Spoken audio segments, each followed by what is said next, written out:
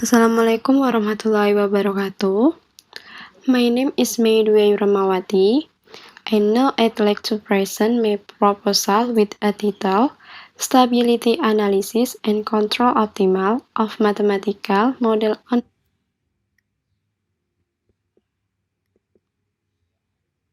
This is the outline: 1. Background, 2. Identification problem, objective and benefit, 3. Limitation, 4. Literature review, 5. Mathematical model on hepatitis C virus transmission, and 6. Risk methodology.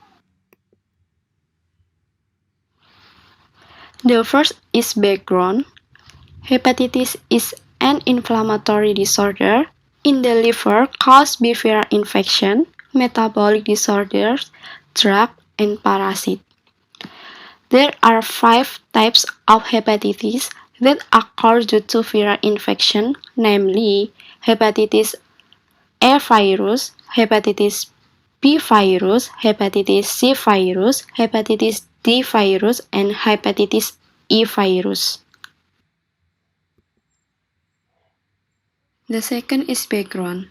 Hepatitis C is a disease caused by the hepatitis C virus.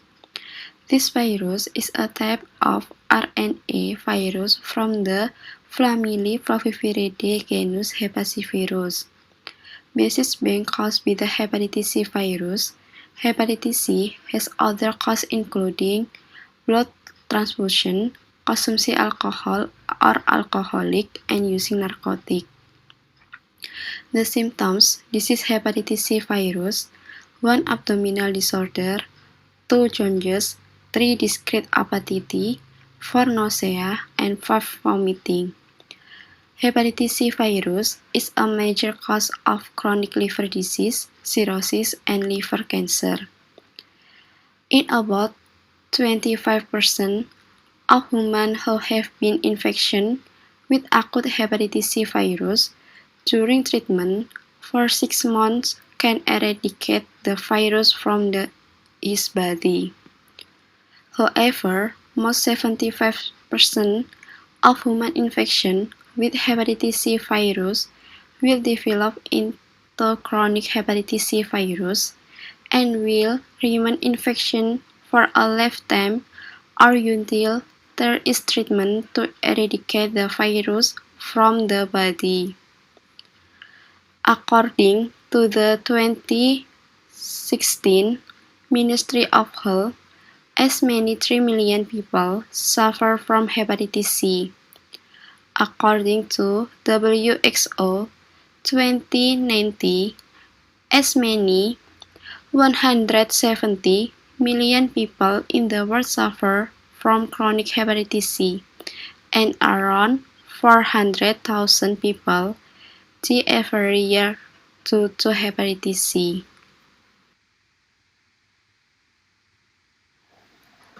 Next, identification problem. First, what is the stability analysis of the equilibrium point in the mathematical model of hepatitis C virus transmission before being given control? Second, what is the optimal form of control in the mathematical model of hepatitis C virus transmission? And third, how is the interpretation in the mathematical model of hepatitis C virus transmission before and after being given control?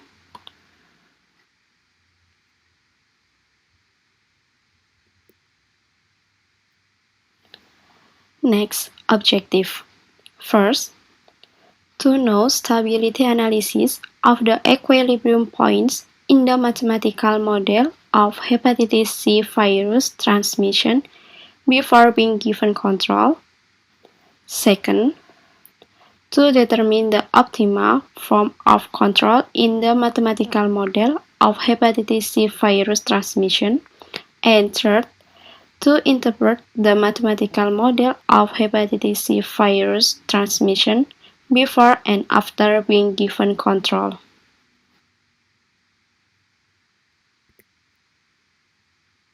Benefit. First, for the writer, this research can be a place to develop knowledge related to mathematical model of the hepatitis C virus transmission. Second, For readers, this research can be a reverse in develop a mathematical model of the hepatitis C virus transmission.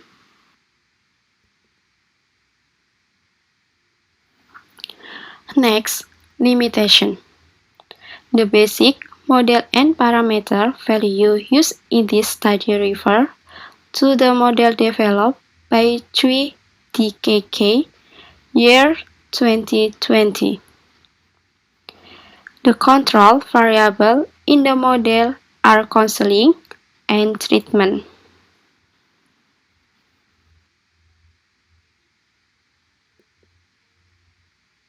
Tinjauan pustaka yang pertama adalah penyakit hepatitis C virus, merupakan penyakit menular yang ditularkan melalui darah. Hepatitis C dapat menimbulkan keadaan infeksi yang menetap yang akan menjadi hepatitis kronis, sirosis kanker hati. Risiko tertinggi terserang hepatitis C virus terdapat pada manusia yang melakukan cuci darah, hemofilia, dan thalassemia, menurut Dave pada tahun 2006. Hepatitis C virus memiliki dua tahapan, yaitu tahap akut dan kronis. Dalam tahap akut, manusia yang terkena infeksi hepatitis C virus dapat menghilangkan virus sendiri dan bisa disembuhkan. Sebaliknya, dalam tahap kronis, manusia yang terkena infeksi hepatitis C virus sulit untuk disembuhkan dan akan berkembang menjadi sirosis atau kanker hati. Yang kedua adalah pencegahan penyakit hepatitis C virus.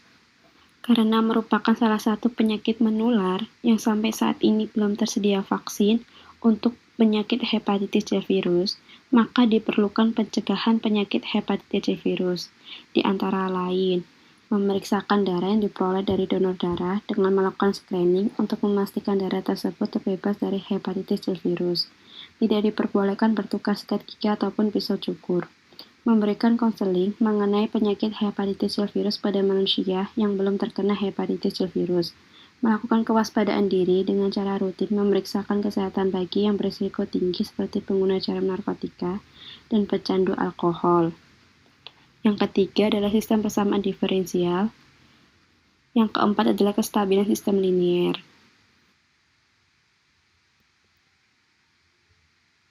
Yang kelima adalah bilangan reproduksi dasar R0. Yang keenam adalah kriteria Rutherford. Yang ketujuh adalah masalah kontrol optimal. Saturated incidence rates adalah sebuah efek psikologis. Saat jumlah populasi terinfeksi begitu besar, maka laju infeksinya akan menurun. Hal tersebut dapat terjadi karena adanya usaha sebuah populasi untuk mengurangi kontak dengan populasi terinfeksi, menurut Zhou dan kawan-kawan pada tahun 2014. Dan saturated incidence rate itu dapat dinyatakan dalam bentuk beta SI per 1 plus alpha I. Dengan S dan I adalah berturut-turut populasi yang sehat namun rentan dan populasi yang terinfeksi. Beta adalah laju kontak antara populasi S dan I, dan alfa adalah suatu konstanta kejenuhan. Berikut terdapat 4 kompartemen dalam model matematika penyebaran penyakit hepatitis C virus. Yang pertama adalah S, merupakan populasi manusia yang rentan pada saat T. Yang kedua adalah I, merupakan populasi manusia yang terinfeksi hepatitis C virus tahap akut pada saat T. Yang ketiga adalah C, merupakan populasi manusia yang terinfeksi hepatitis C virus tahap kronis pada saat T. Dan yang keempat adalah R, merupakan populasi manusia yang telah pulih pada saat T. Terdapat 7 asumsi dalam pembentukan model matematika penyebaran penyakit hepatitis C virus. Yang pertama, semua populasi manusia yang baru lahir masuk ke dalam populasi manusia rentan terhadap penyakit hepatitis C virus bernilai konstan. Yang kedua, penularan hepatitis C virus terjadi karena adanya kontak antara manusia yang rentan dengan manusia yang terinfeksi hepatitis C virus. Yang ketiga, populasi manusia yang terinfeksi tahap akut dapat mengalami perkembangan infeksi menjadi tahap kronis, yang kemudian masuk menjadi populasi manusia terinfeksi tahap kronis. Namun, sebagian yang bisa sembuh dengan sendirinya masuk ke dalam populasi manusia yang pulih terhadap penyakit. Yang keempat, penderita hepatitis C virus tahap akut dengan pengobatan dapat mengalami kegagalan sehingga akan menjadi populasi manusia terinfeksi tahap kronis. Sedangkan populasi manusia terinfeksi yang berhasil dalam pengobatan masuk ke dalam populasi manusia yang pulih terhadap penyakit.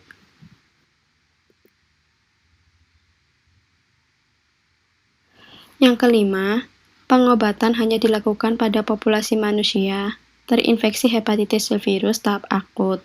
Yang keenam, kematian akibat infeksi hepatitis C virus hanya terjadi pada populasi manusia yang terinfeksi tahap kronis. Yang ketujuh, sebagian populasi manusia yang telah pulih dari penyakit hepatitis C virus memiliki kekebalan tubuh sementara, sehingga dapat kembali menjadi populasi manusia rentan terhadap penyakit.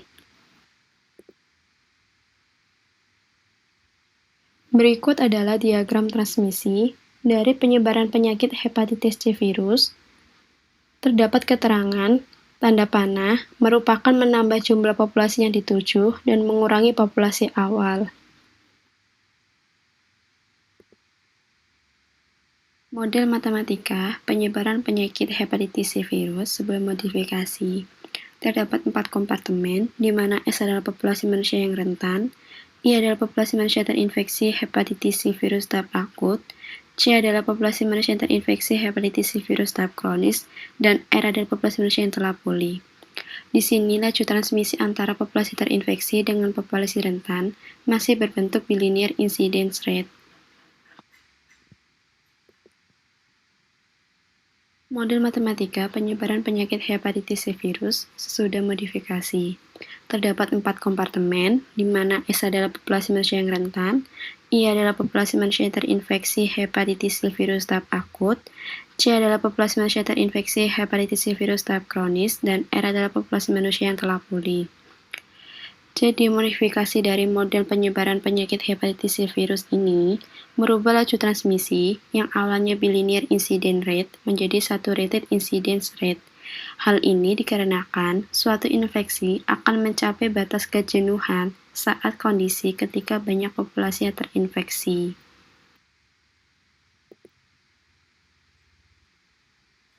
Berikut adalah model matematika menggunakan kontrol. Terdapat 2 variabel kontrol.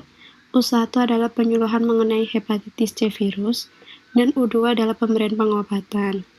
Untuk kontrol U1 akan diberikan kepada populasi manusia yang rentan, dan ketika pemberian kontrol U1 itu gagal, akan masuk ke populasi manusia yang terinfeksi hepatitis C virus tahap akut.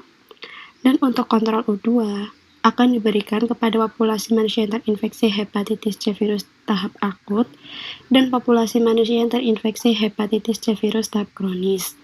Dan ketika pemberian kontrol U2 berhasil, akan masuk ke manusia yang telah pulih dari penyakitnya.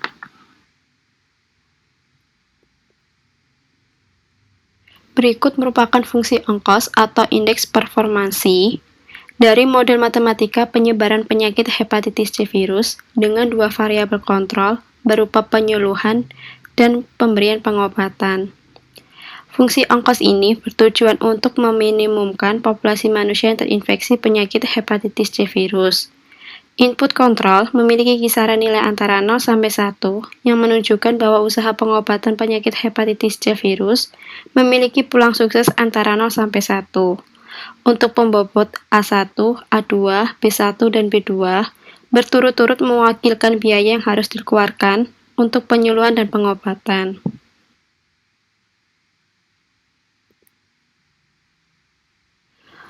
Metode penelitian. Yang pertama, melakukan studi literatur.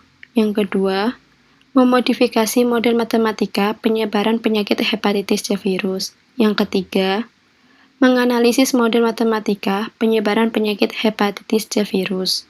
Yang keempat, menambah kontrol optimal pada model matematika penyebaran penyakit hepatitis C virus. Yang kelima, melakukan simulasi numerik pada model matematika penyebaran penyakit hepatitis C virus. Yang keenam, melakukan interpretasi pada model matematika penyebaran penyakit hepatitis C virus. Yang ketujuh, menarik kesimpulan.